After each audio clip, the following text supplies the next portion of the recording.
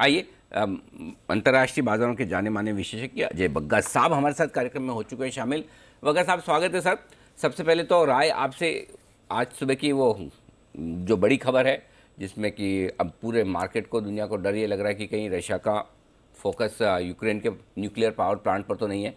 कितनी सीरियस बात है इसे, मतलब वाकई में ये समझा जाए कि न्यूक्लियर वॉर की तरफ बढ़ रहे हैं या बाई एक्सीडेंट एक आध बिल्डिंग पर कुछ अटैक हो गया कर गया, कैसे देख रहे हैं आप सर? नहीं अनिल जी, जैसे चेर्नोबिल का प्लांट इन्होंने कब्जे में पहले किया था, तो काफी न्यूक्लियर प्लांट्स हैं यूक्रेन में। तो इसमें रशिया के जो गोल्स हैं वो दो तरफा हैं। एक तो है कि पावर सप्लाई उनकी सिटीज में रोक दी जाए, क्योंकि उन्होंने देखा है कि असॉल्ट करके तो वो मुंह खा के वापस आए।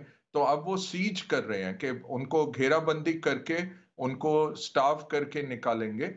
तो उसके लिए है कि बिजली की कटौती भी हो। तो पहले ये था। दूसरा कि इसको यूरेनियम जो है प्लांट्स में उसको एनरिच करके वेपन ना बनाए यूक्रेन कहीं आगे चल के, तो कब्जा करने की कोशिश चल रही थी।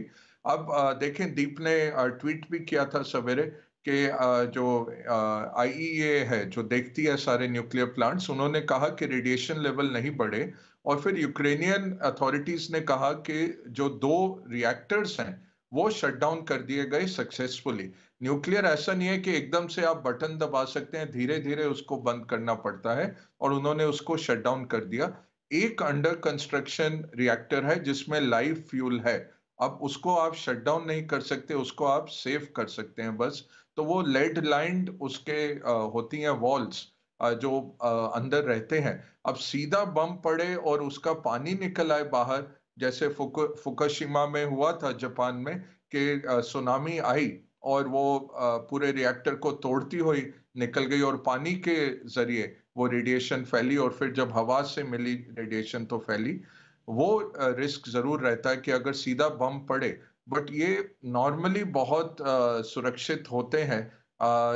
कोई अगर इसको डेलिबरेटली सैबोटाज करके करे तभी होगा, नहीं तो अगर शटडाउन हो गया है तो ज्यादा अब रिस्क नहीं रहा।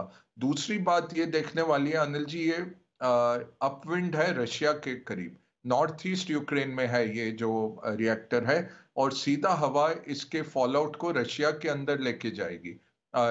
यहाँ तक कि मॉस्को भी इसकी चपेट में आ सकता है अगर यहाँ कुछ एक्सीडेंट होता है। तो मुझे नहीं लगता कि ये जान के इसमें कुछ करेंगे, और खतरा काफी टल गया है इस न्यूक्लियर रिएक्टर का।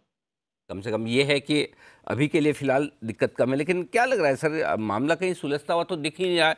और रशिया जिस तरह से आगे से आगे बढ़ता जा रहा है, क्या डर है कि अब अमेरिका, नेटो, यूरोप कुछ ना कुछ एक्शन ले लेंगे इस वीकेंड पे? नहीं लेंगे अनिल जी, वो अरे तो वाह। बहुत क्लियर है। देखिए, ये पुतिन की हार है, क्योंकि अगर ये वन रेस हैं दोनों, यूक्रेन और रशिया ने एक ही हैं, तो आपस में ही मर कट रहे हैं। और रशिया की मिलिट्री बहुत एक्सपोज हो गई, उनके लॉजिस्टिक्स खराब थे, उनके पैरा ट्रूपर्स नहीं ले पाए, स्पेशल फोर्सेस जो एयरपोर्ट उनको बोला गया, वास्टली सुपीरियर नंबर्स के बावजूद वो उसको कैप्चर नहीं कर पाए। एक बार लिया और फिर यूक्रेनियन स्पेशल फोर्सेस ने उनको फिर से खदेड़ दिया, और काफी उनके टैंक नष्ट हुए, काफी सोल्जर्स। तो इंफॉर्मेशन वॉर, प्रोपेगेंडा वॉर तो यूक्रेन जीत चुका है। वेस्ट क्या कर रहा है कि प्रॉक्सी वे में बिना किसी खर्चे के, हाँ कुछ बिलियन डॉलर के वो शस्त्र दे रहे हैं यूक्रेन को, बट जान माल का नुकसान नहीं है। उसके चलते ये रशिया का असेसमेंट कर पा रहे हैं, और यही दिख रहा है कि रशियन मिलिट्री अंदर से बहुत खोखली है।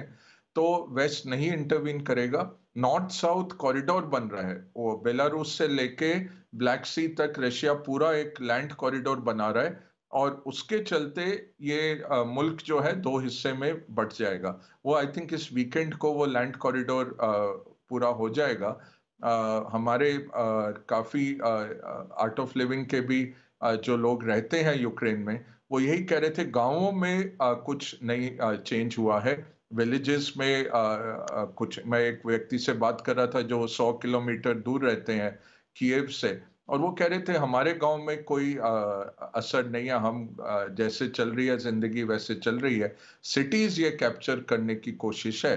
तो यही होगा कि लग रहा है कि इस वीकेंड तक दो हिस्से में बढ़ जाएगा, और फिर यूक्रेनी सेना भी दो हिस्से में, बढ़ जाती है और चारों तरफ से घेराबंदी हो जाती है। जेपी मॉर्गन का रिपोर्ट था अनिल जी के 90% जो रूसी सेनाएं थी घेराबंदी करके जो यूक्रेन की, वो यूक्रेन के अंदर पहुंच गई हैं। 90% सेनाएं ऑलरेडी अंदर हैं और यही है अब कि इसको दो हिस्से में करके जो पुराने प्रेसिडेंट थे जो कि प्रो रशिया हैं, रशिया भाग गए थे 2014 के रेवोल्यूशन के बाद, उनको अनाउंस कर दिया जाएगा कि ये प्रोविजनल यूक्रेन गवर्नमेंट बन गई है ऑफ यूनिटी और उनको बिठा दिया जाएगा ईस्टर्न यूक्रेन में।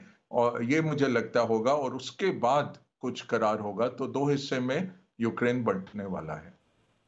ओके, तो ये बड़ी इंटरेस्टिंग चीज़ बताई आपने कि दो हिस्सों में यूक्रेन बटेगा और उस हिसाब से फिर आगे स्ट्रेटजी और पोजीशनिंग होगी। लेकिन एक इंटरेस्टिंग चीज़ जो बताई है बग्गा साहब ने वाकई में कि रशिया की जो मिलिट्री फोर्सेस है वो उतनी मजबूत नहीं है जितनी माना जा रहा करेक्ट था। सर।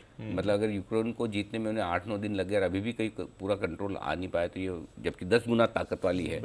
बड़ी इंटरेस्टिंग चीज़ है। बग्गा साहब, कच्चा तेल $120 तक पहुंचने के बाद थोड़ा ठंडा ज़रूर हुआ है, लेकिन वापस से तेज़ी हो रही है, $113-114 के आसपास आ गया है।